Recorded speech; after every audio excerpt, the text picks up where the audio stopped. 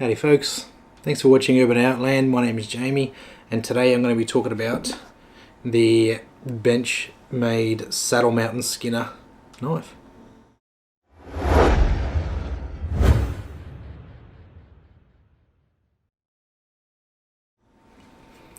Just a quick look at the knife. The blade is just over 4 inches long.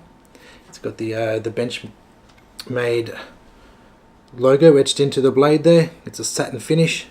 You've also got the steel etched, the type of steel etched into the blade there as well, which is a CPM-S30V.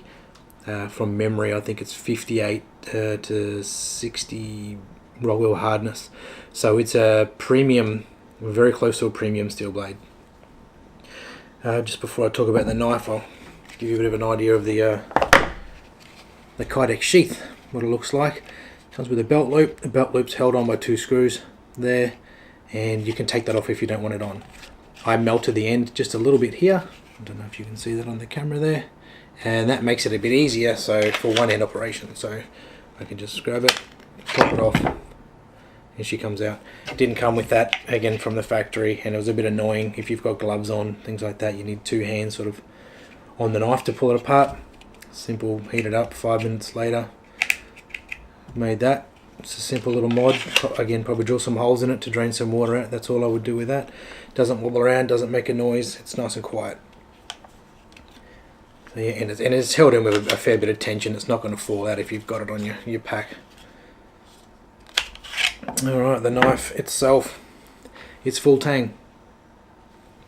Very hard steel, razor sharp out of the box. And it's got 2 lots of jimping on here. So if you need to choke up on the knife there, you've got a lot of grip. And on the end here, you've got some more jimping, so you can do your more finer skinning style work. You've got 2 rivets holding the scales on. This particular model, again, it's the black and white G10 scale handle. The other model you can get of these is a diamond wood, I think they call it. It's a brown color, and it comes with a leather sheath. It doesn't come with the Kydex. So yeah, there is also a gut hook version of this particular knife, which I've never really used a gut hook, so I haven't used that one in particular. But this particular knife I've used on a few animals, and it's worked great. It's not a survival knife, it is a hunting knife. It's designed for that. You see a lot of people on YouTube and they're batoni wood, you know, and they're digging and using it as a pry bar and hardwood, and the tip bends and breaks. You know, it's not designed as a survival knife. Sure, it will get you out of trouble in a pinch if you needed to, but I certainly wouldn't be recommending bashing it and stuff like that. It will handle a whole lot of beating you give it as well. So it's not just going to break, you know, very easily, but you know, it's not designed for it. And most knives aren't even designed for that anyway. If you want to baton wood, use an axe.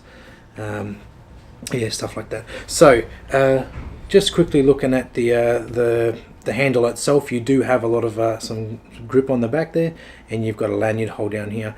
Now, I'm not a lanyard person. I don't have lanyards on my knives. I just think they get in the way and just get dirty as well. Put paracord lanyard or something like that on it. They are handy. I just don't do it. You can pull this scales apart to give it a good clean, which is one point I want to mention. That the last deer that I actually skinned and gutted with it left a lot of blood on the inside of the rivets because they are countersunk.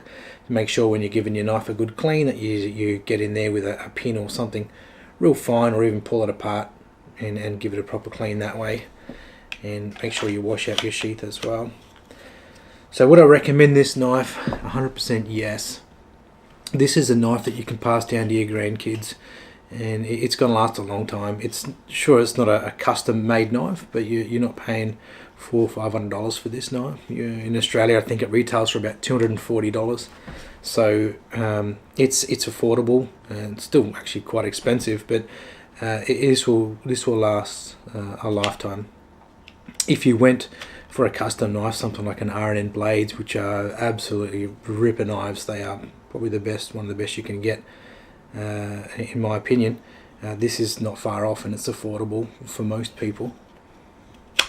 So that's my look at the Benchmade Saddle Mountain Skinner.